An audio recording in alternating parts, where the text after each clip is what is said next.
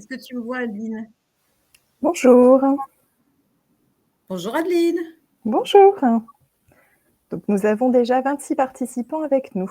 Et tu m'entends là, Adeline? Je t'entends, tout à fait. Super.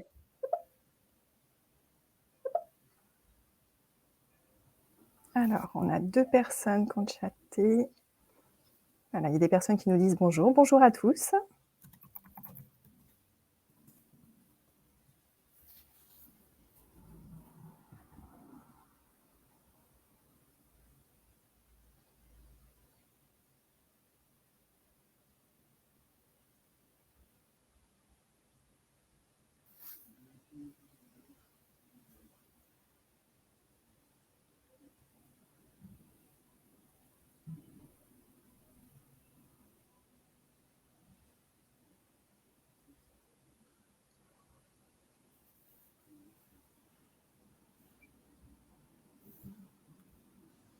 On attend 5 petites minutes pour commencer. Oui, on attend un petit peu pour que tout le monde puisse s'installer et arriver.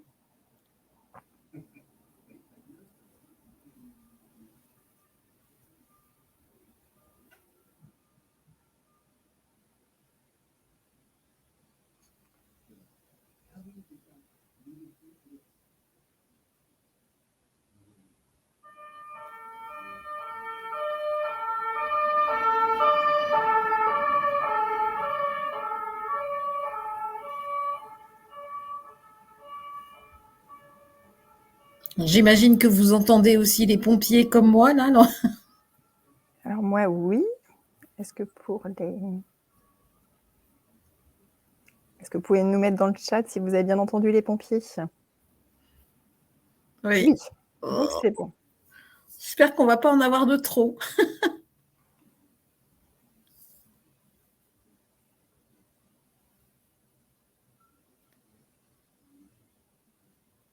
Est-ce que vous pouvez nous mettre sur le chat de quelle région vous êtes d'origine et qu'on puisse avoir comme ça, en patientant les uns et les autres? Alors, Île-de-France, Caen, Normandie, Île-de-France, Savoie, Savoie, Centre, région Centre, Lyon, Franche-Comté, Doubs, Paris, Île-de-France, Essonne, Île-de-France, Val-de-Marne,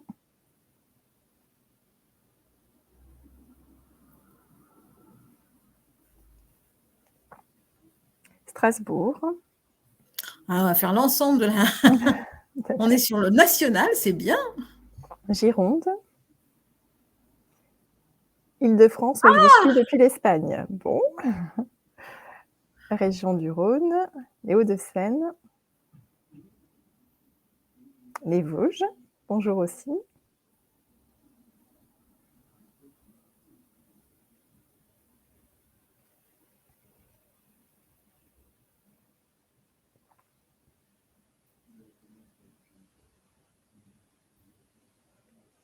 On attend encore une petite minute et puis on démarre.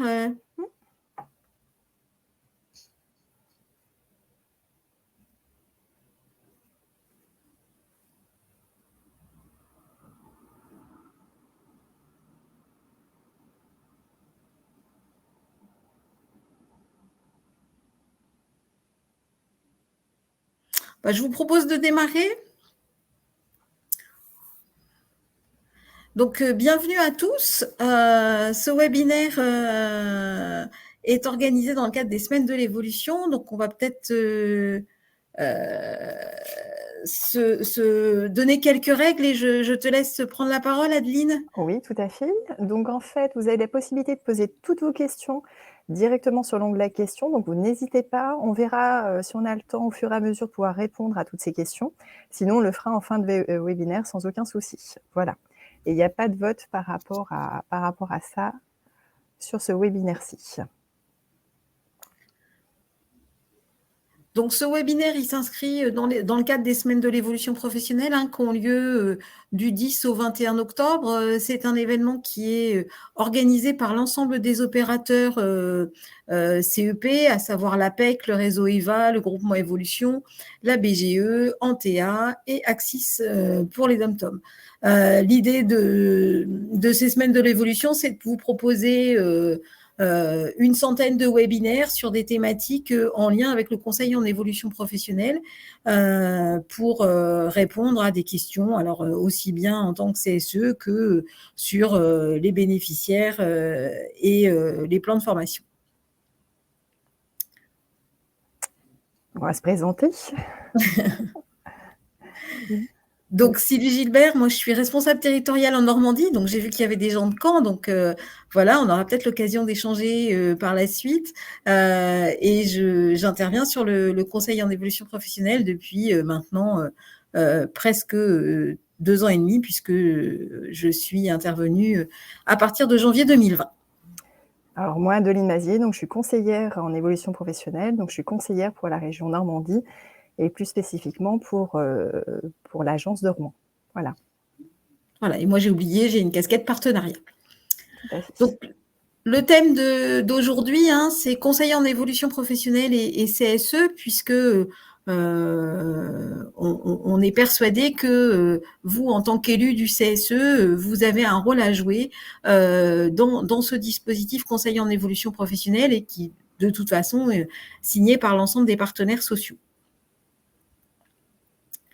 Donc, les objectifs du webinaire, d'une part, rappeler que le CEP est inscrit dans la loi, c'est un droit des salariés, c'est un droit des actifs de façon générale. Comprendre le CEP et comment ça peut s'articuler avec le CSE, et puis vous donner quelques chiffres sur le bilan CEP 2021.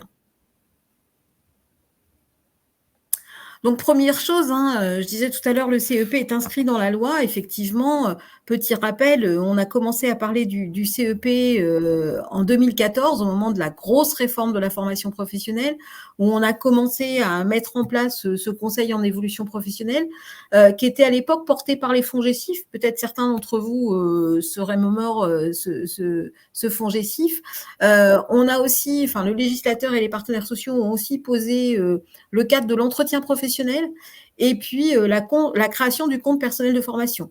Donc, l'idée, c'était vraiment de repenser un petit peu la formation professionnelle et l'employabilité et la sécurisation des parcours professionnels. Et puis, 2014, on a commencé à mettre ce dispositif en place. On s'est rendu compte qu'il était porté par les FONGECIF, qui étaient aussi les financeurs de la formation professionnelle. On a amélioré le compte personnel de formation, notamment avec ce passage de DIF, des heures de DIF et de la monétisation. Et 2018, on a réélargi les missions du conseil en évolution professionnelle, notamment sur la mise en œuvre des projets d'évolution professionnelle en lien avec les besoins du territoire et pour faciliter la formation et les compétences des salariés. Donc, on a vraiment pensé le CEP comme un dispositif qui permet aux actifs d'être accompagnés tout au long de leur carrière professionnelle sur ces questions autour du maintien des compétences, de l'employabilité et du développement des carrières professionnelles. Et puis, on a aussi, et ça, on insiste là-dessus, on a mis en place pour l'employeur l'obligation d'informer les salariés sur ce dispositif et sur la possibilité de recourir au CEP. Et cette information, alors si vous êtes CSE, peut-être certains d'entre vous vont sourire, doit se faire normalement au cours des entretiens professionnels. Est-ce qu'il y a des remarques, des questions? Alors dans le chat, moi je le vois, si je peux y accéder. Alors, dans le chat, je peux te le dire par rapport à ça. Non, il y a juste une personne qui a dit qui était de Haute-Garonne dans le chat, donc rien à voir et pas de questions pour le moment là-dessus. D'accord. Alors, le conseil en évolution professionnelle, c'est quoi? C'est bien un dispositif qui permet aux salariés et aux indépendants de faire le point sur leur situation professionnelle et éventuellement de mettre en place une stratégie pour viser l'évolution professionnelle. Donc, on va balayer après, mais on a une mission très large puisqu'on entend souvent aujourd'hui le CEP égale de la reconversion. Non, le CEP, c'est aussi pour travailler de l'évolution professionnelle, y compris en interne, y compris essentiellement en interne. 5 principes qui vont être fondateurs de ce dispositif. Il est gratuit. Alors là aussi, on a parfois des questionnements autour de est-ce que je dois mobiliser mon compte personnel de formation? Les entreprises nous demandent quand on intervient au sein des entreprises, est-ce que c'est gratuit, payant, etc. Non, on est bien là-dessus. Notre mission, elle est complètement gratuite. On a une mission de service public et en aucun cas, on ne peut facturer soit des heures de conseil, soit des heures d'information. Deuxième principe, on est un principe de confidentialité. Tout ce qui se dit dans le bureau des conseillers reste confidentiel, y compris si l'entreprise est facilitateur et propose aux salariés de venir sur leur temps de travail. Ce qui se dira dans le bureau des conseillers restera dans le bureau des conseillers. La neutralité, en aucun cas on va proposer ou préconiser un centre de formation, par exemple, en disant faites votre formation de technicien supérieur à l'AFPA ou au GRETA, ou faites votre bilan de compétences dans tel centre. On a cette obligation de neutralité. Nous sommes un service, nous avons une mission de service public, donc une neutralité totale. Quatrième principe, l'accessibilité. Alors, l'accessibilité, ça veut dire quoi? Ça veut dire qu'on va permettre aux salariés de venir en agence.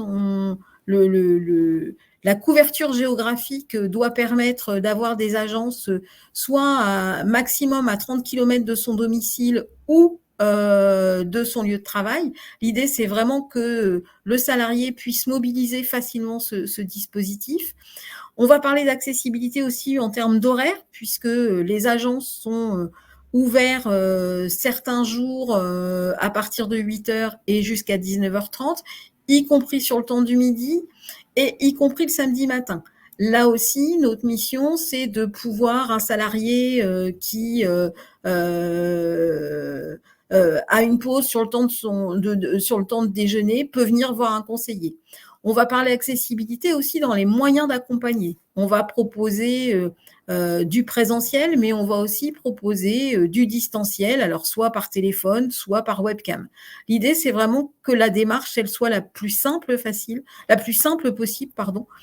pour le salarié. Et puis, dernier principe, on a une obligation d'impartialité. En aucun cas, on est là pour juger si un projet est pertinent et solide. Et voilà, notre travail, ça va être plutôt d'amener la personne à se questionner, à trouver des réponses à ces questions, mais en aucun cas, nous, on va pouvoir valider ou invalider un projet.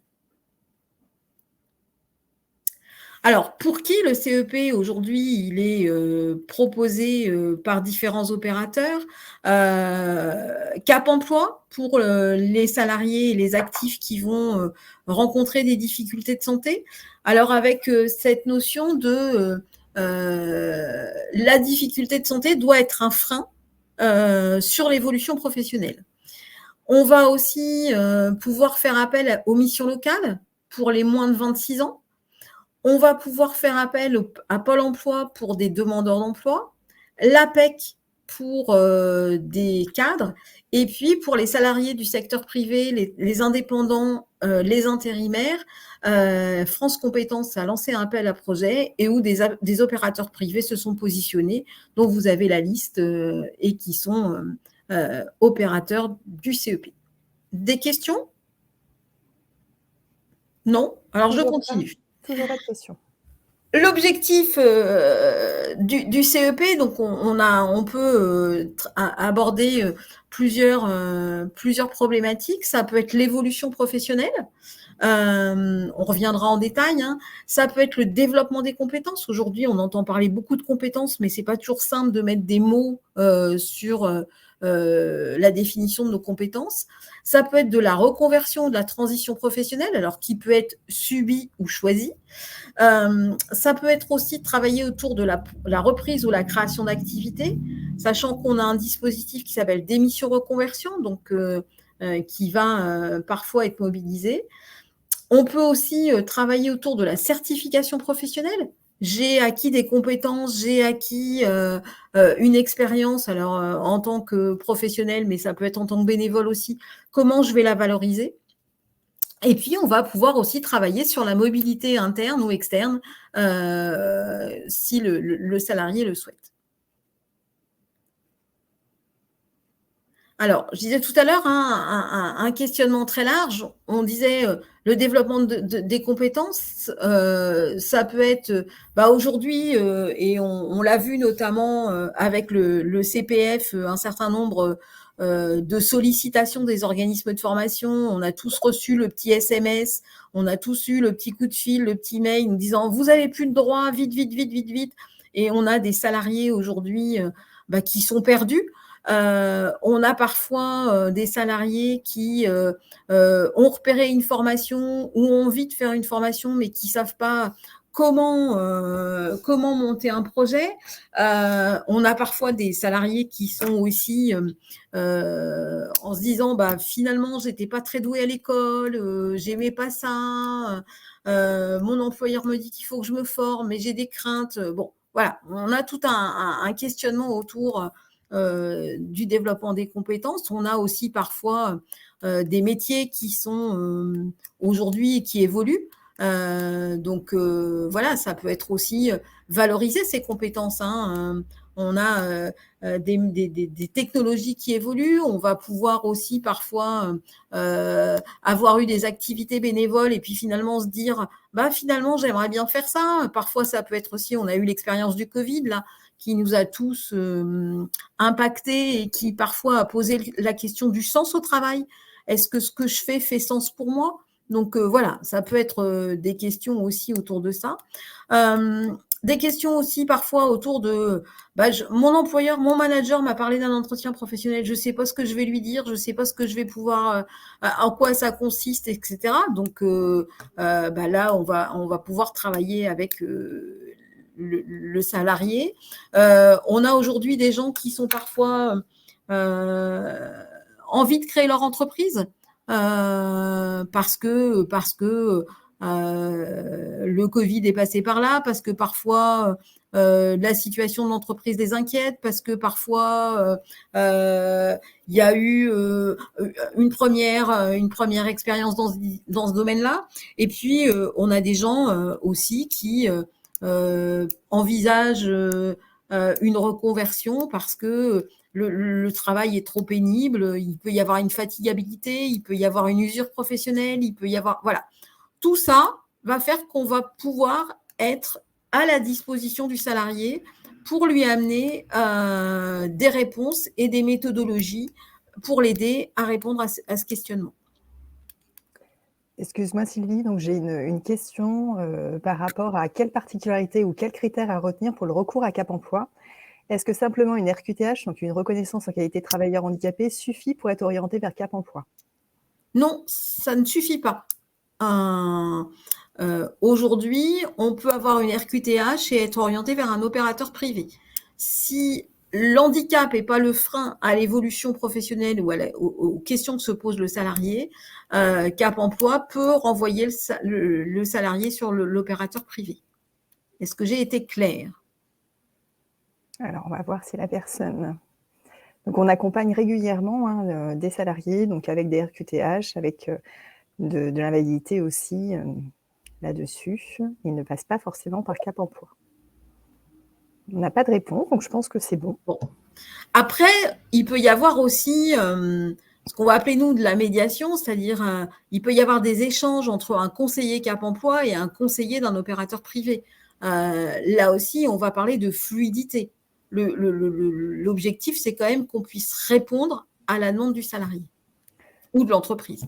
Comme le lien avec la santé au travail, par exemple. Quel apport en passant par Cap Emploi comparé à un opérateur privé? C'est le même service. Aujourd'hui, France Compétences nous demande de délivrer le même service.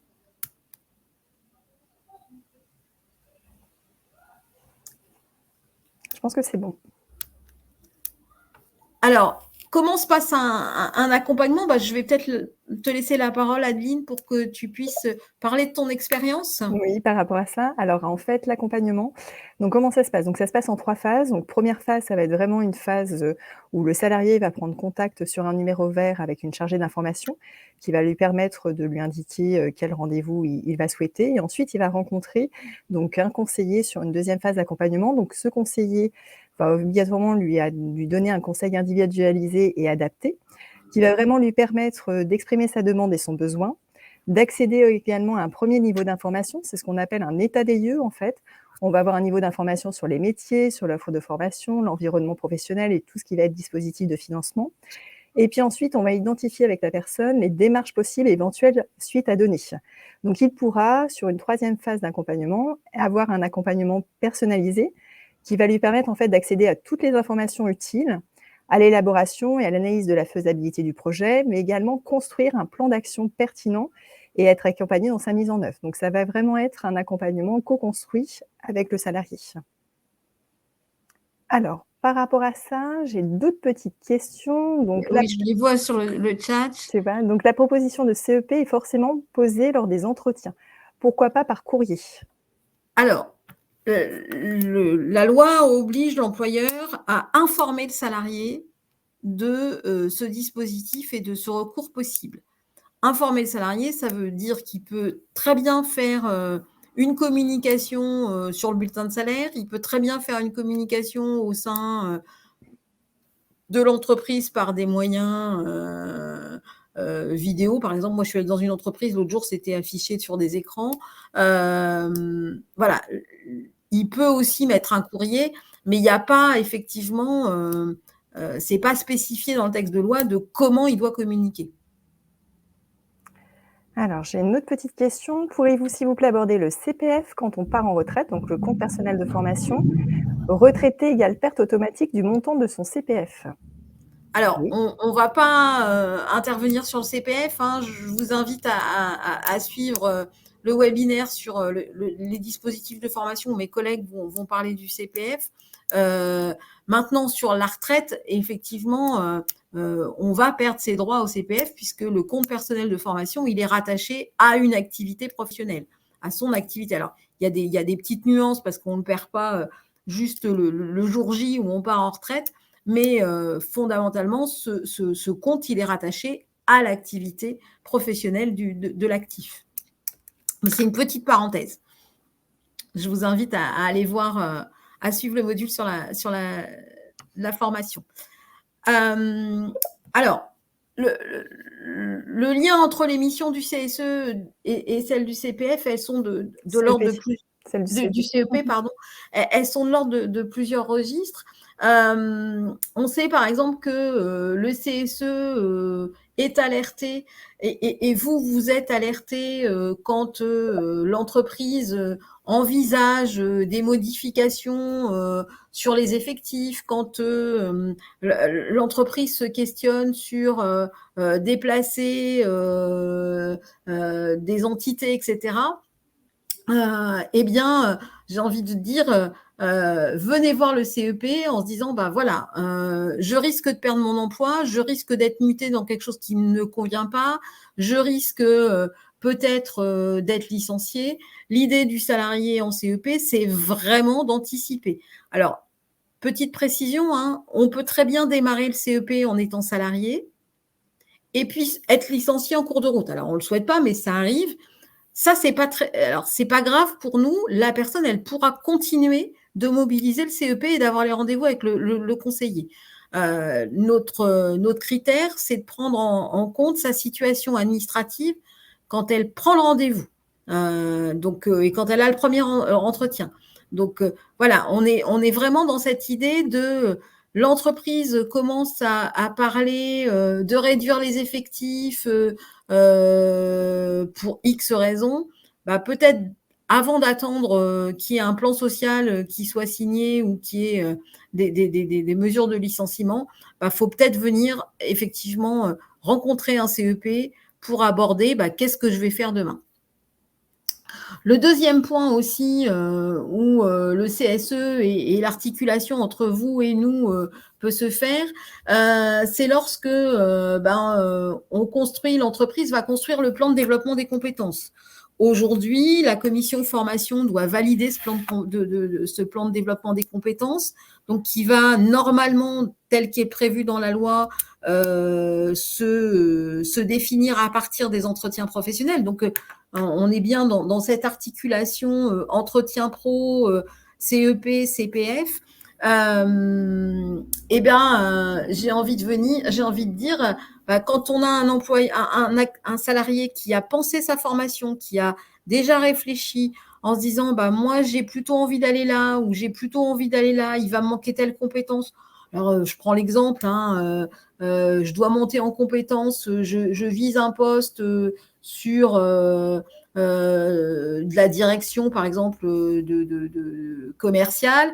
Je sais qu'il va me manquer telle et telle compétence. Je vais peut-être avoir besoin d'anglais. Je vais peut-être avoir besoin de connaître un logiciel. Je vais peut-être, voilà. Je vais pouvoir être source de propositions pendant mon entretien professionnel et ça va permettre que le plan de développement de compétences soit co-construit entre le salarié et l'entreprise et vous, en tant que CSE, de pouvoir valider aussi ce plan de développement de compétences.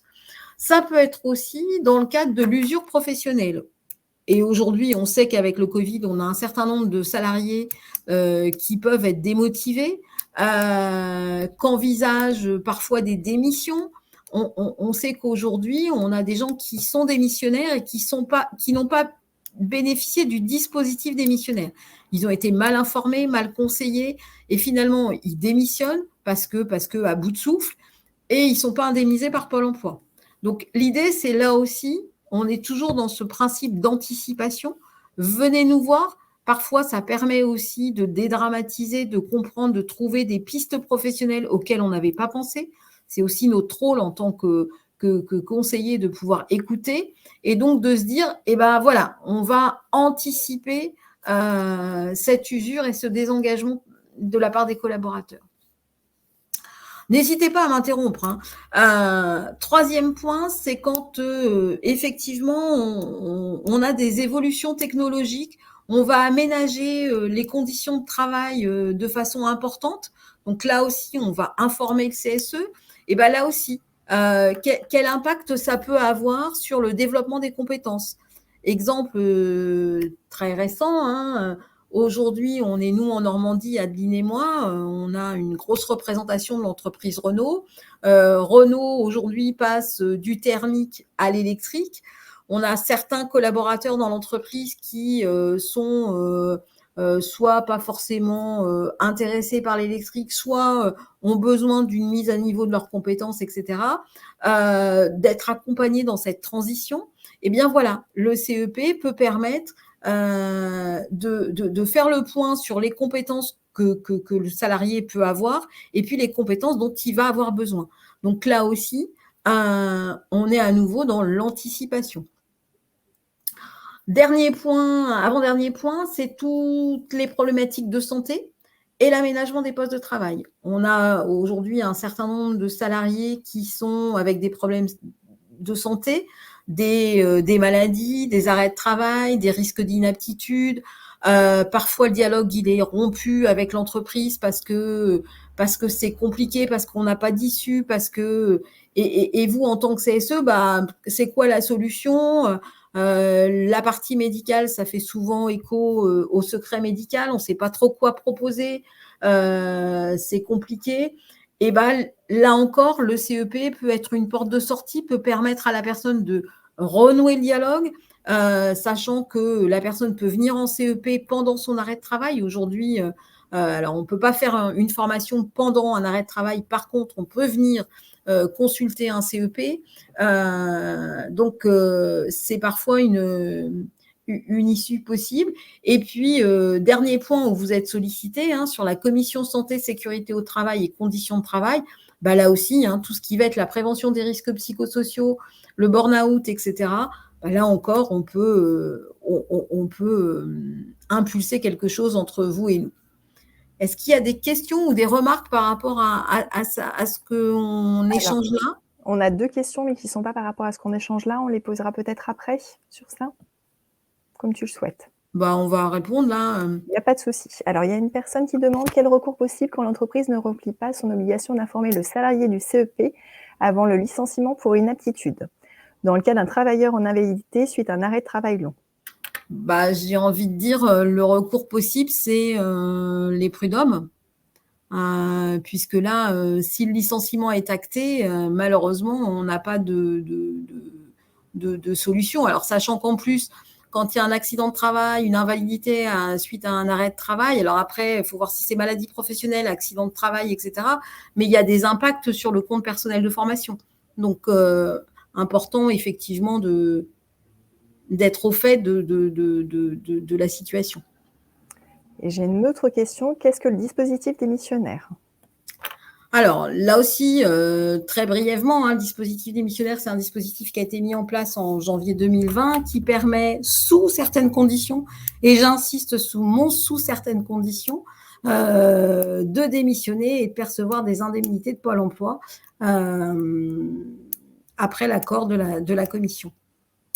Donc, on peut démissionner soit pour créer une entreprise, soit pour se former. Mais là, je vous invite à suivre le webinaire sur la formation. Les dispositifs de formation, je pense que mes collègues en parlent. Tout à fait. Alors, j'ai une autre question. Une entreprise peut-elle ou doit-elle proposer à un salarié absent de solliciter un rendez-vous avec le CEP lors d'une procédure d'inaptitude ou lors d'un arrêt long ? Non, ce n'est pas une obligation.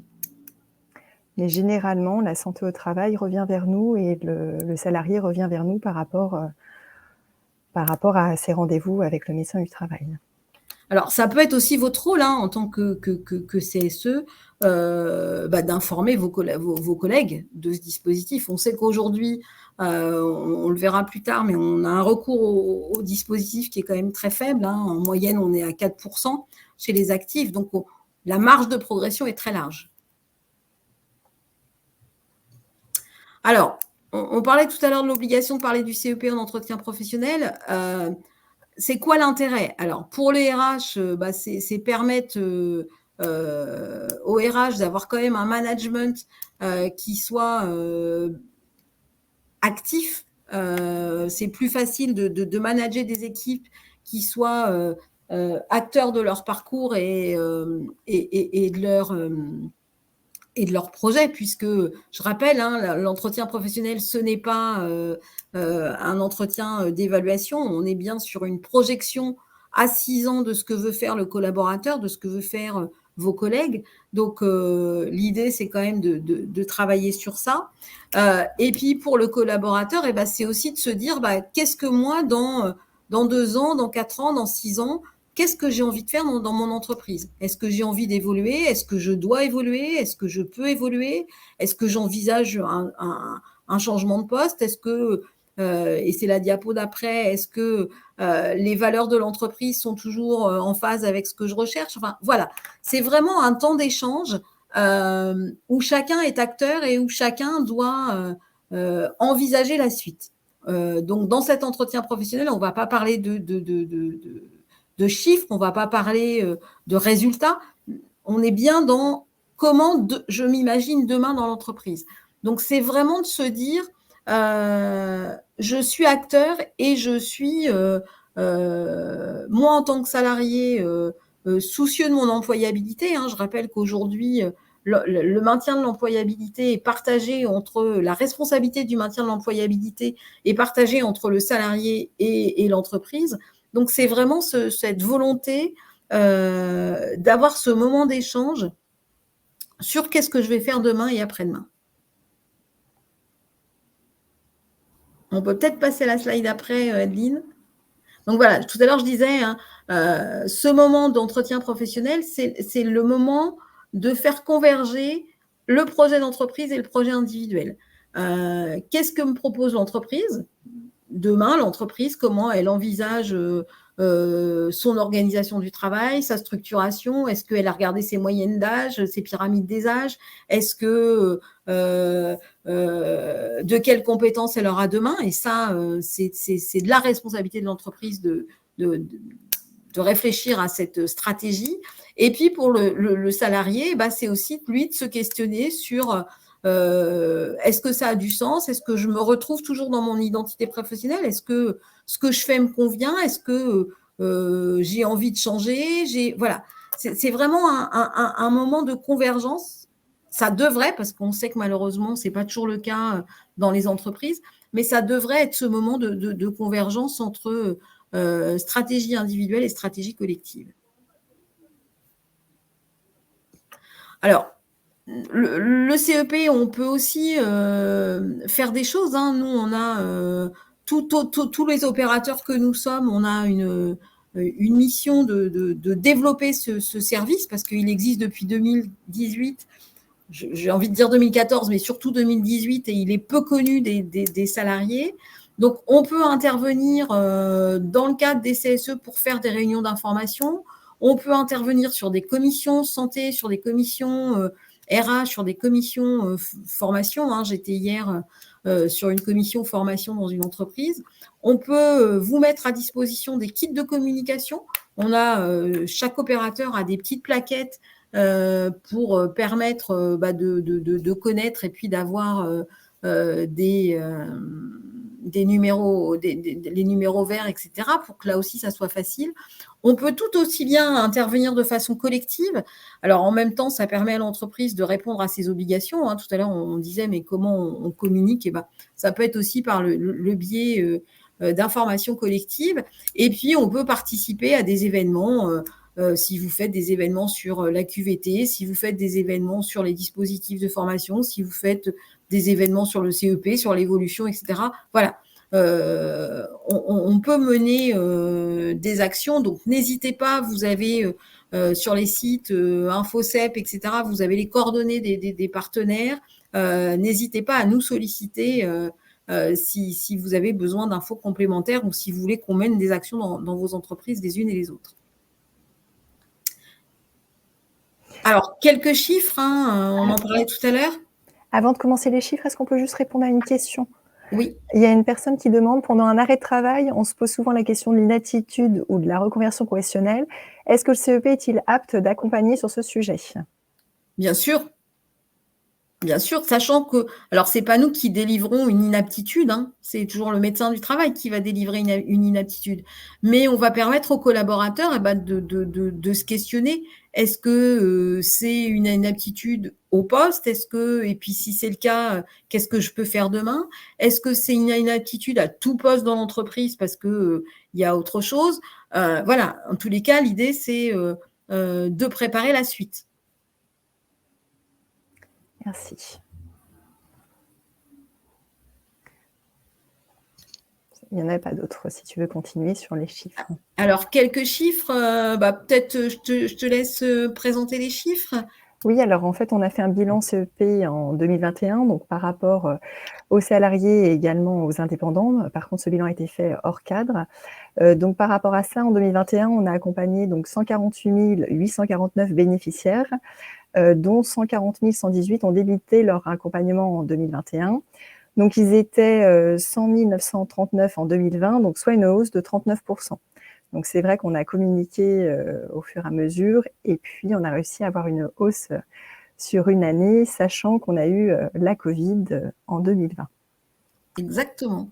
Donc par rapport à ce bilan, donc, il y a 61,7% des personnes qui sont des femmes, seulement donc 38,3% d'hommes.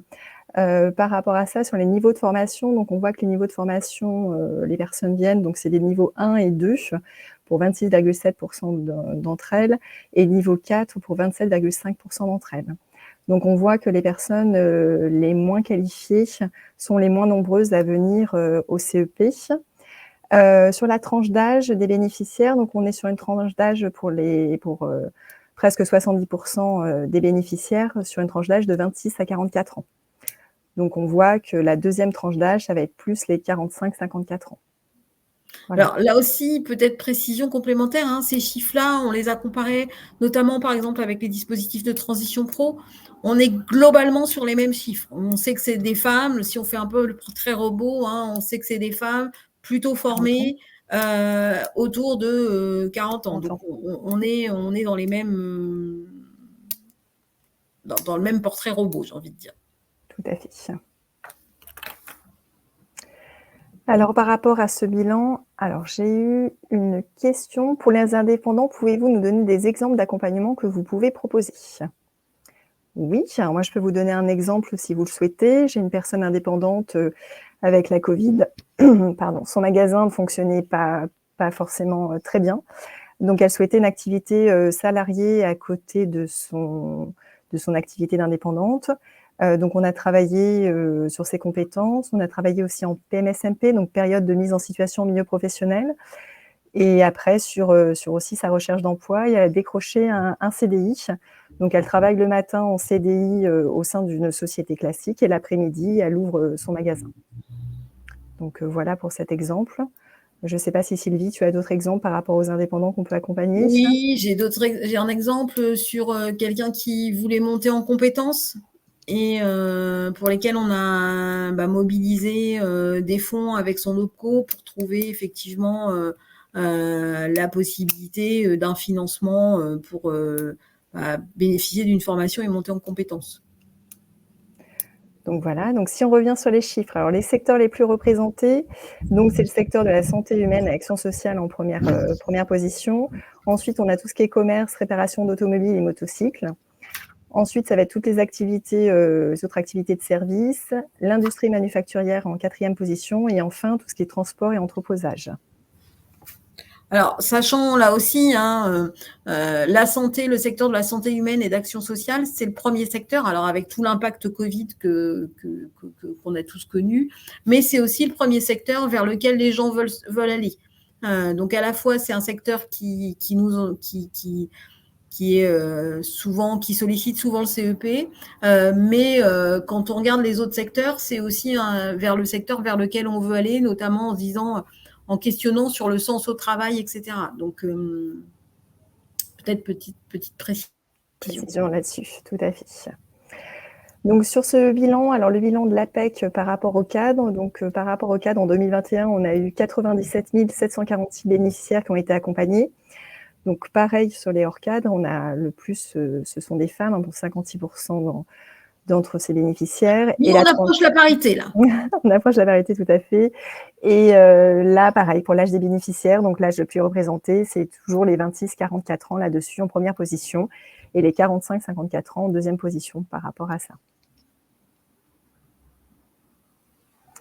Alors, par rapport au cadre, donc sur les secteurs les plus représentés, on est en première position sur les autres activités de service. Ensuite, sur tout ce qui est industrie manufacturière, l'information et la communication en troisième position, les activités spécialisées scientifiques et techniques, et enfin, les activités financières et d'assurance.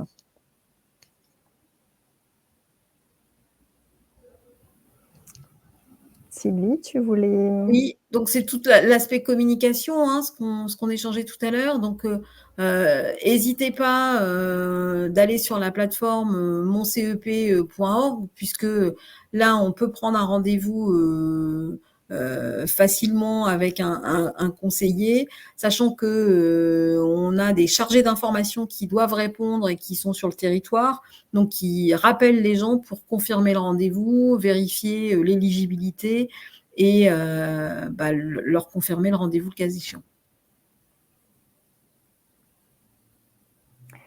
Merci beaucoup. Est-ce qu'il y a d'autres questions par rapport à ça? Est-ce qu'on a répondu à vos problématiques? Est-ce que c'est un dispositif que vous connaissiez? Est-ce que vous en avez déjà parlé autour de vous?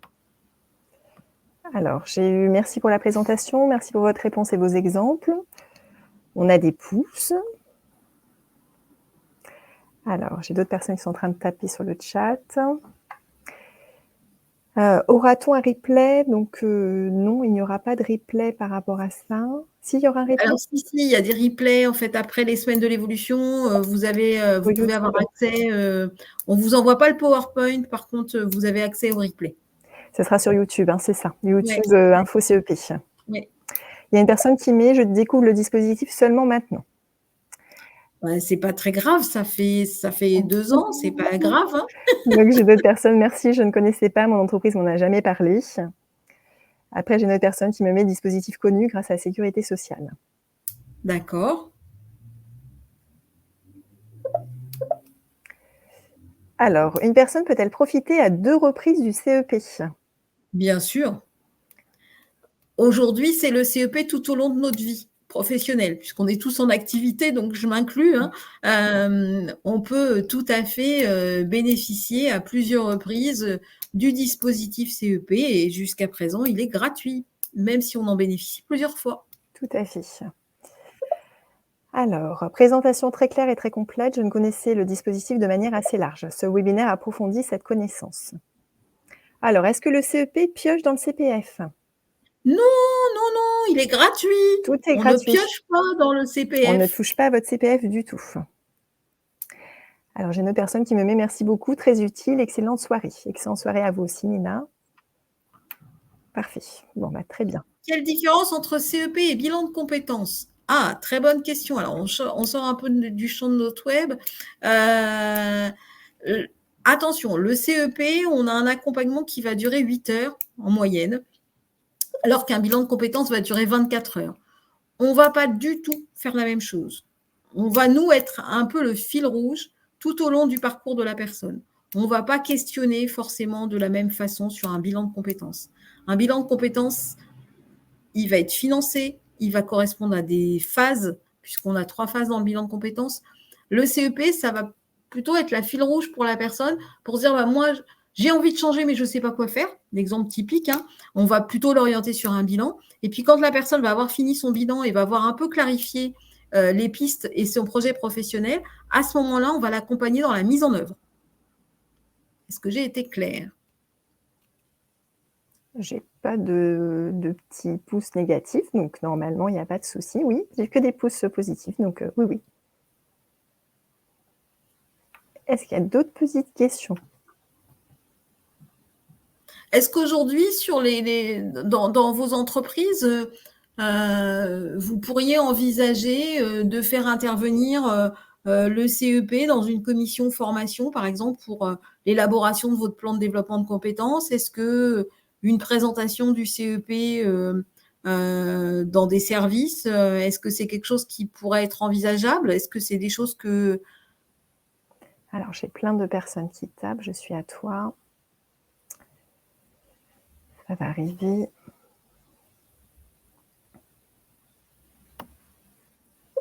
Alors, à étudier, mais la direction n'a jamais communiqué. Ouais. Oui, ou pour une semaine QVT. Ah oui, intéressant sur une semaine QVT. Tout à fait. Alors, là, je prends ma casquette un petit peu partenaire. Parfois, l'entreprise, elle ne maîtrise pas bien non plus le sujet du CEP. On a eu, nous, des exemples où c'est la commission CSE qui l'a proposé et finalement, l'ARH a validé. Et aujourd'hui, on a monté un partenariat où on réalise des permanences au sein de l'entreprise. Donc, parfois, l'entreprise, elle n'a pas forcément... Alors après, ça dépend de la taille des entreprises, hein, mais je pense à des petites entreprises où parfois, il y a une méconnaissance aussi de ce dispositif qui a été un peu... qui est arrivé en 2018, mise en place en 2020, avec le Covid, etc. Enfin, voilà, il y a parfois aussi des RH ou des directions d'entreprise qui n'ont pas forcément toute la connaissance du CEP non plus. Donc, parfois, c'est aussi par votre intermédiaire en tant que CSE que le CEP peut arriver dans l'entreprise. Alors, c'est une chose indispensable qui n'a pas d'écho sur le CSE-RH et CSSST, une démarche de communication du CEP auprès des entreprises, point d'interrogation. Eh ben, on essaye de faire la démarche auprès des entreprises, mais c'est un petit peu un océan d'informations à communiquer. Alors, Sandra qui met: la DRH doit être présente au CSE? Pas forcément. Alors, il y a Vincent qui répond: élu CSE, je n'avais pas connaissance du CEP, pas de communication de la direction, les entretiens annuels réalisés, un plan de formation sorti, mais depuis rien mis en place par l'employeur. Donc oui, intéressant de faire intervenir le CEP. Alors attention, entretien annuel et entretien pro, c'est pas la même chose, hein.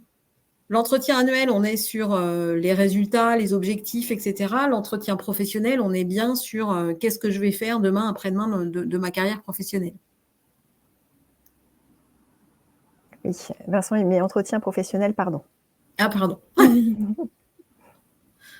J'insiste parce que c'est une grosse confusion, hein, entretien pro, entretien annuel.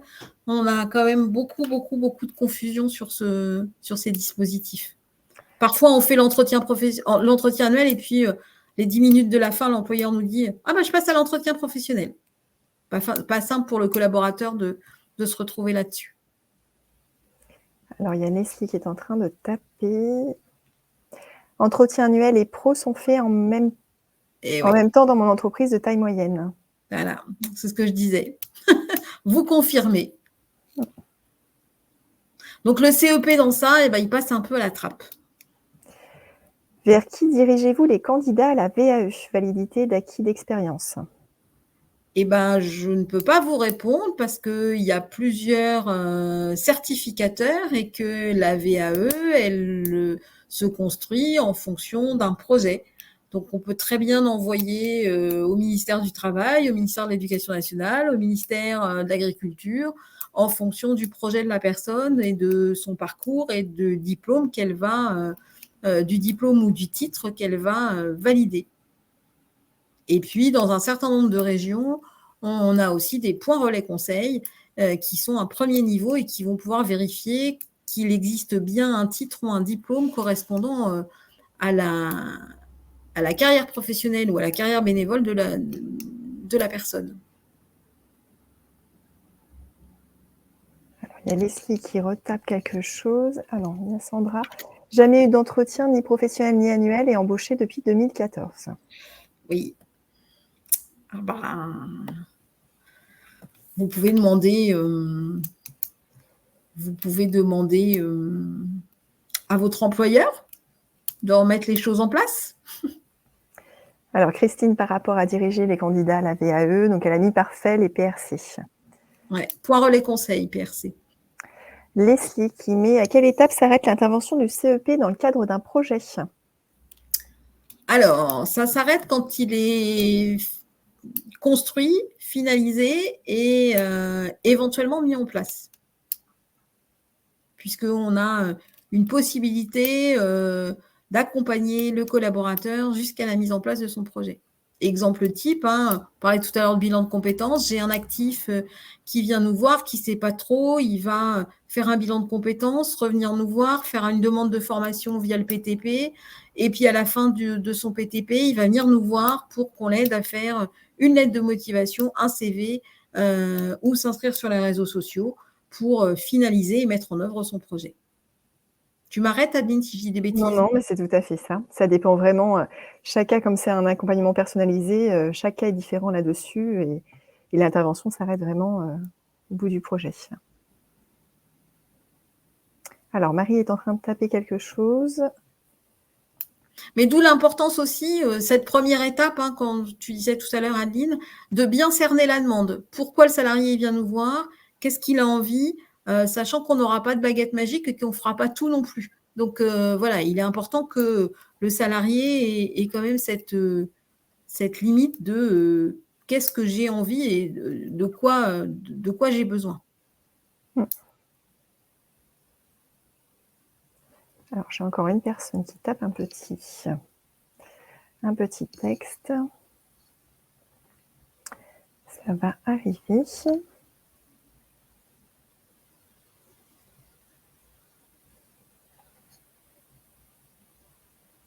Alors, si déjà on vous a fait Alors, Marie qui nous met, les conseillers CEP ont-ils accès à la liste des métiers prioritaires pour bénéficier du financement Transition Pro? Alors, oui, on a accès, comme tout à chacun, puisque sur les sites de Transition Pro, indique cette liste des métiers et que cette liste des métiers, elle est aussi sur les sites des préfectures. Donc, on n'a pas plus de droits que n'importe qui, mais on a un accès et de façon générale, on travaille de façon très rapprochée avec les Transitions Pro. On se connaît bien les uns et les autres. Alors, Marion est en train de taper un petit texte.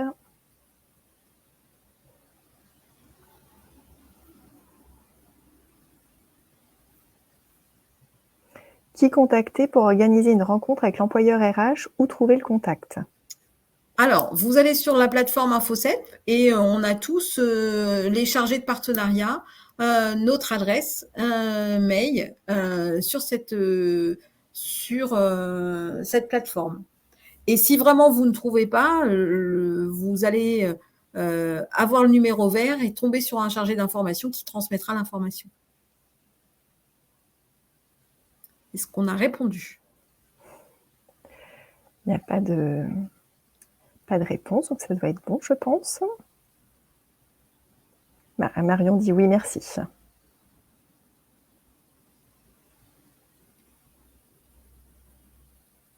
Est-ce qu'on a d'autres questions?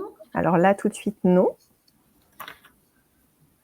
Écoutez, on va clôturer ce webinaire en vous remerciant et en ravi si on a pu vous faire découvrir ce que c'était que le CEP et vous apporter quelques éléments d'information. Et n'hésitez pas à revenir les uns et les autres sur ce dispositif. Et bonne soirée à chacun. Bonne soirée à tous. À bientôt. Au revoir. Au revoir.